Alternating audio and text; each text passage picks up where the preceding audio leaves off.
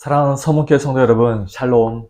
11월 19일 수요일 아침 말씀 시간입니다. 매일 성경 진도에 따라 엊그제 월요일부터 학계 말씀을 시작했는데요. 오늘 아침에는 벌써 학계의 마지막 부분인 2장 10절부터 23절까지 묵상할 차례입니다. 그중 10절부터 14절까지 말씀을 제가 봉독해 드리겠습니다. 다리오 왕 제2년 아홉째 달 24일에 여호와의 말씀이 선지자 학계에게 임하니라. 이르시되 만군의 여호와가 말하노니 너는 제사장에게 율법에 대하여 물어 이르기를 사람이 옷자락에 거룩한 고기를 쌓는데 그 옷자락이 만일 떡에나 국에나 포도주에나 기름에나 다른 음식물에 닿았으면 그것이 성물이 되겠느냐 하라. 학계가 물음에 제사장들이 대답하여 이르되 아니니라 하는지라. 학계가 이르되 시체를 만져서 부정하여진 자가 만일 그것들 가운데 하나를 만지면 그것이 부정하겠느냐 하니 제사장들이 대답하여 이르되 부정하리라 하더라.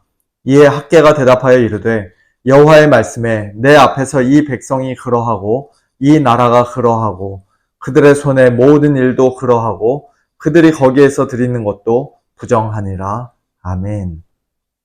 학계는 스가랴와 함께 바벨론 포로기 이후 예루살렘으로 귀환한 유다 백성들에게 성전 건축을 촉구했던 선지자입니다. 바사왕 고레스의 칙령에 따라 고향으로 돌아온 유다 백성들은 무너진 성전의 기초를 다시 세우고 건축을 시작했지만 대적들의 방해로 인해 16년 동안 공사가 중단되었습니다. 문제는 외부의 방해가 사라진 뒤에도 백성들이 스스로 그 손을 놓아 버렸다는 것입니다. 하나님께서는 이처럼 영적으로 무력해진 유다 백성들을 깨우시기 위해 학계와 스가랴를 보내어 그들을 책망하시고 동시에 다시 성전 건축에 동참하도록 그들을 격려하셨습니다. 오늘 본문에서 하나님은 학계를 통해 제사장에게 두 가지 질문을 던지십니다. 첫 번째 질문은 사람이 옷자락에 거룩한 고기를 싸서 가지고 다니다가 그 옷자락이 만일 떡에나 국에나 포도주에나 기름에나 다른 음식물에 닿으면 그 음식물이 거룩해지느냐는 것입니다. 두 번째 질문은 시체를 만져 부정하게 된 사람이 만일 그 음식들 가운데 하나를 만지면 그 음식이 부정하게 되느냐는 것이었습니다. 제사장들은 이 두 질문에 대해 이렇게 대답합니다. 첫 번째 질문에는 아니니라, 즉 거룩한 고기를 담은 옷자락이 다른 음식에 닿는다고 해서 그 음식이 거룩해지는 것은 아니라고 대답했고, 두 번째 질문에는 부정하리라, 즉 부정한 사람이 음식을 만지면 그 음식도 부정하게 된다고 대답했습니다.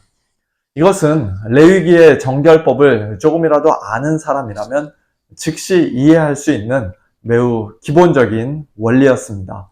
그리고 이 원리는 오늘날 우리 일상 속에서도 어렵지 않게 확인할 수 있습니다. 거룩하고 깨끗한 것은 웬만해서는 다른 것에 잘 전염되지 않지만 부정하고 더러운 것은 놀랄 만큼 쉽고 빠르게 전염이 됩니다. 건강한 사람이 감기 걸린 사람과 악수하거나 가까운 거리에서 대화를 나누면 감기 환자가 건강한 사람 덕분에 낫게 되는 것이 아니라 오히려 건강한 사람이 감기에 걸리게 됩니다. 아이들이 깨끗한 손으로 집안의 물건들을 만질 때는 아무 일이 생기지 않지만 그러나 스파게티 소스가 잔뜩 묻은 손으로 여기저기 건드리기 시작하면 집은 금세 엉망이 되고 맙니다. 이처럼 부정함은 거룩함보다 훨씬 강력하게 전파된다는 것입니다. 하나님께서 이런 질문들을 던지게 하신 이유가 14절에 기록되어 있습니다. 내 앞에서 이 백성이 그러하고 이 나라가 그러하고 그들의 손의 모든 일도 그러하고 그들이 거기에서 드리는 것도 부정하니라. 한마디로 유다 백성이 성전 건축을 멈춘 채 오직 자기들 먹고 사는 일에만 몰두하며 하나님 앞에서 부정한 모습으로 부정한 마음으로 살아갈 때 그들의 손에서 나오는 모든 결과 역시 부정하다는 것입니다. 16절 이하에는 그 구체적인 모습이 나옵니다. 그때에는 20고르 곡식 더미를 쌓아도 10고르밖에 나오지 않았고 포도즙 틀에서 50고르를 기대했지만 20고르 뿐이었습니다.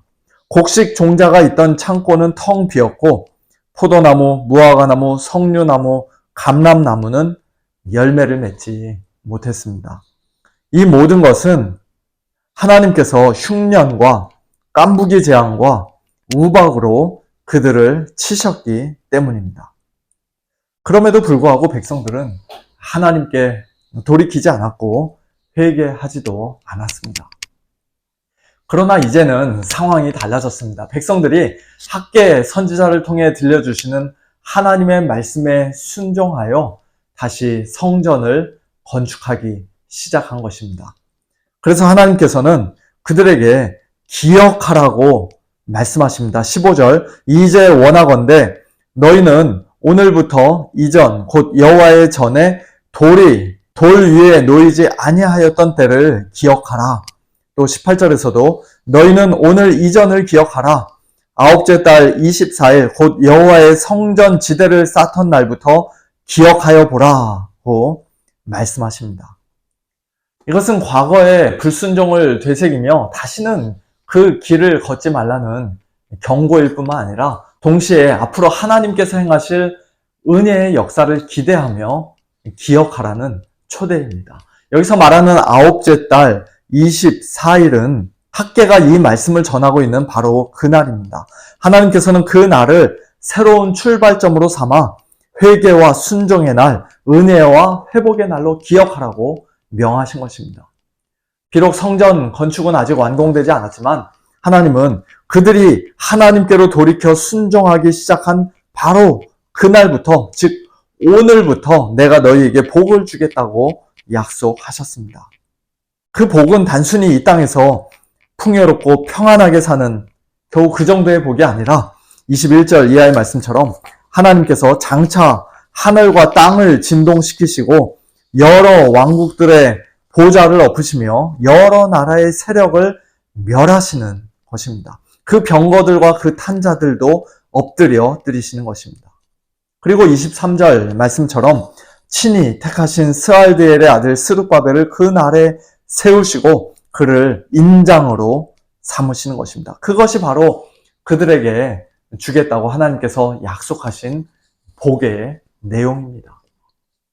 일찍이 예레미야 22장에서 하나님은 유다의 마지막 왕 고니야, 다른 이름으로는 여고냐 또는 여호야긴이 설령 하나님의 오른손의 인장 반지라 할지라도 그를 빼어 바벨론 왕의 손에 넘기겠다고 말씀하시며 유다의 멸망을 선언하셨습니다. 그리고 그 말씀대로 유다는 멸망했고 고니야, 여고냐, 여호야긴은 포로로 끌려갔습니다.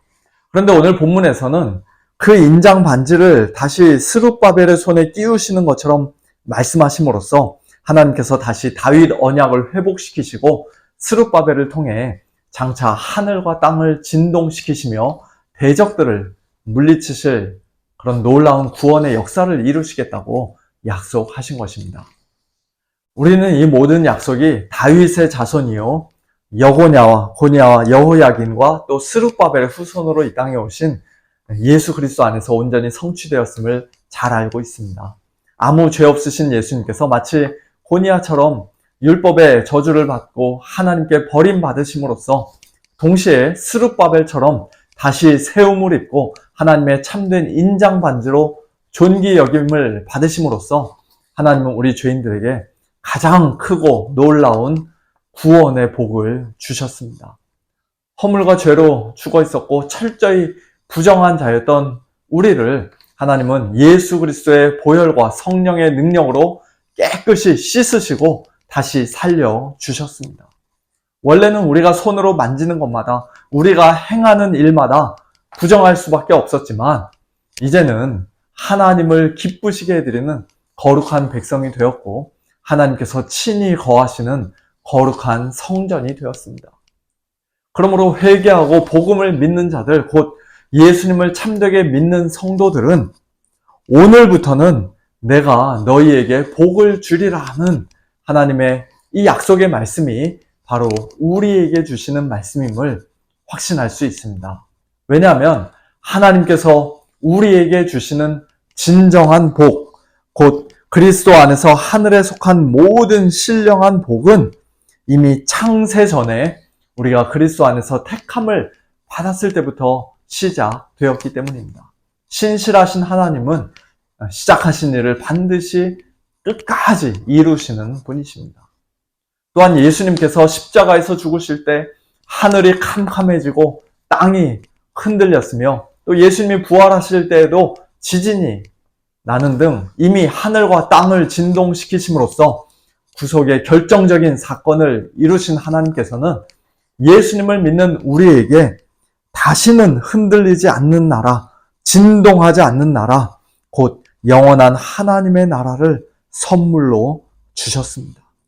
뿐만 아니라 하나님께서는 예수님의 십자가와 부활을 통해 우리의 대적 사탄 마귀와 악한 영들에게 단번에 승리하셨고 이 세상 마지막 날 모든 대적들과 악의 세력을 심지어 우리의 마지막 원수인 사망까지도 완전히 멸하실 것입니다.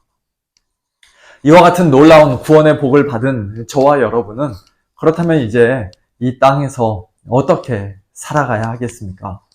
간단히 세 가지로 말씀을 드리고자 합니다. 먼저 첫 번째로 우리는 하나님의 은혜에 감사해야 합니다. 우리가 흔들리지 않는 나라를 받았은즉 은혜를 받자라는 히브리서 12장 28절에서 은혜를 받자라는 말을 대부분의 성경들은 감사하자라고 번역했습니다. 즉 하나님께서 우리에게 주신 그 신령한 복과 구원의 은혜에 대한 마땅한 반응은 바로 감사라는 것입니다. 이번 돌아오는 주일은 특별히 추수감사 주일입니다. 한 해 동안 베풀어 주신 하나님의 은혜에 감사할 뿐만 아니라 무엇보다도 예수 그리스도를 통해 예수 그리스도 안에서 우리를 구원해 주신 하나님의 그 놀라운 은혜에 진심으로 감사하는, 감사가 풍성이 넘치는 추수감사주일이 되기를 소원합니다. 둘째로 우리는 거룩한 삶을 살아야 합니다. 율법의 원리는 부정함이 거룩함보다 훨씬 더 전염성이 강하다는 것이었지만 복음의 원리는 그와 정반대입니다. 복음 안에서는 거룩함이 부정함을 이깁니다. 예수님께서 부정한 나병 환자를 손으로 만지시고 죽은 소녀의 손을 잡아 일으키셨을 때 예수님께서 부정하게 되신 것이 아니라 오히려 그들이 깨끗하게 되고 살아났던 것처럼 예수님 안에서 이미 거룩하게 된 저와 여러분 역시도 우리가 만지는 것마다 우리와 접촉하는 사람들마다 성령의 능력을 통해 거룩하게 되고 생명이 전해지고 하나님의 복이 전달되는 그런 놀라운 역사가 우리의 삶 가운데 날마다 일어나기를 간절히 소원합니다. 마지막 세 번째로 우리는 하나님의 나라와 그의 의를 먼저 구하는 성도들이 되어야 합니다.